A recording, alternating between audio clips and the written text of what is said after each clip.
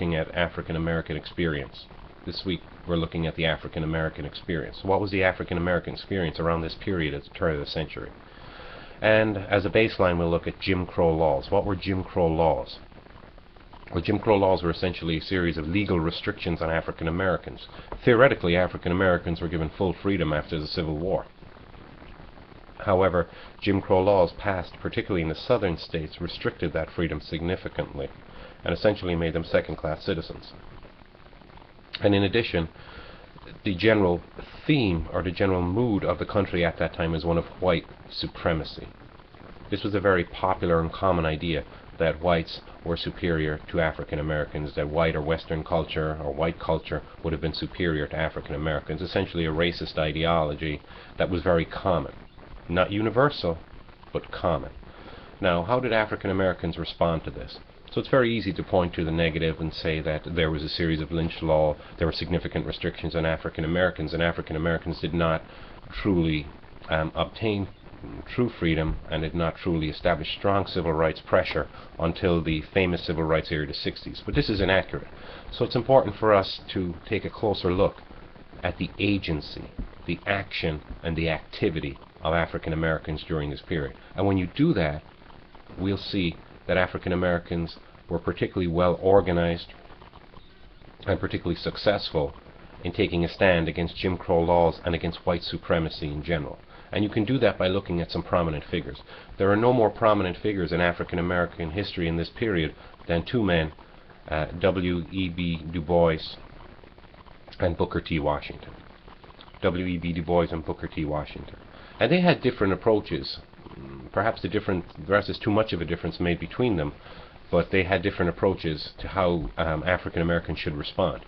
Booker T. Washington is famous for emphasizing that African Americans should accommodate themselves to the situation, that they shouldn't resist the situation dramatically. Instead, they should accommodate, focus on self-improvement, focus on education, focus on business and commerce, focus on developing their skills, focus on emphasizing that they could act and establish themselves as true, competent, productive citizens. And he felt that was very important because there were theories at the time, these racist theories. He felt that those kinds of actions would show up the racist theories as being wrong, the supremacy theories as being wrong, and this whole theory that African Americans or blacks were regressing to a somewhat primal or animal state, which was a common theory at the time.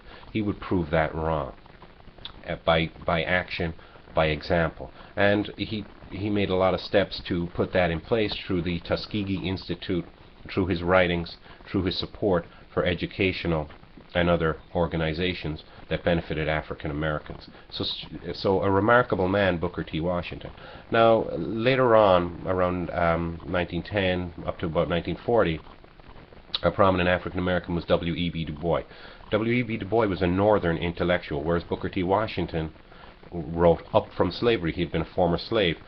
W.E.B. Du Bois was born in Massachusetts, and he grew up and lived a traditional intellectual life of schooling and attending university in Germany with the great sociologist Max Weber.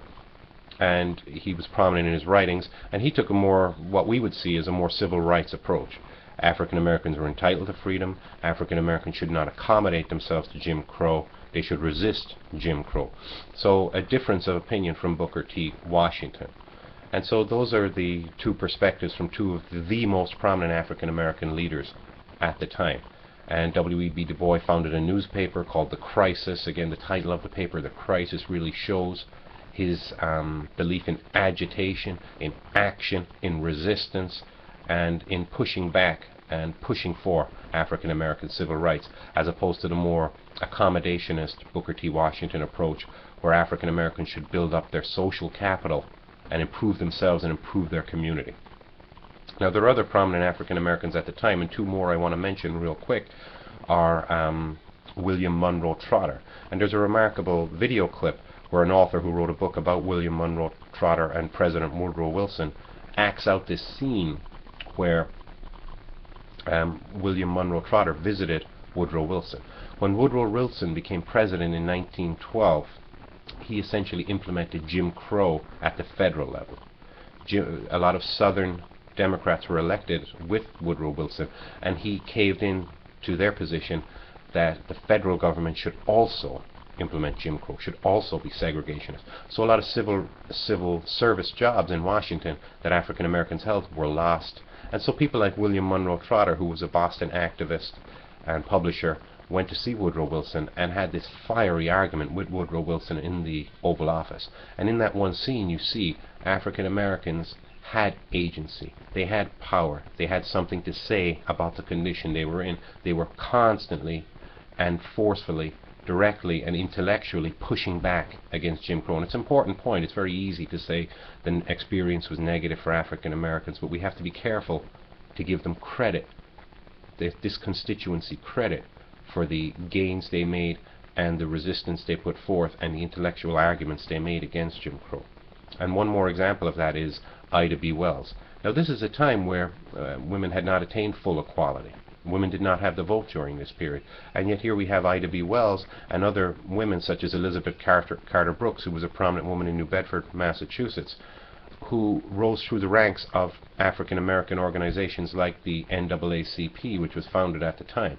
Itobe Wells was famous for arguing against lynching, and she documented lynching and highlighted the hypocrisy of lynching, the wrong of lynching, whereas others would have, in the white supremacist mindset, would have seen it as an understandable response to a regressive African American community. Itobe Wells pointed out how it was a violation of law and documented the inconsistencies in lynching and had the courage to resist it. And you'll see a video of an actress acting out a speech from Itobe Wells. So again, what are your thoughts? What do you think about Jim Crow, and what do you think about the African American community and how it organized, very important word, organized, to resist, respond to Jim Crow in multiple different ways?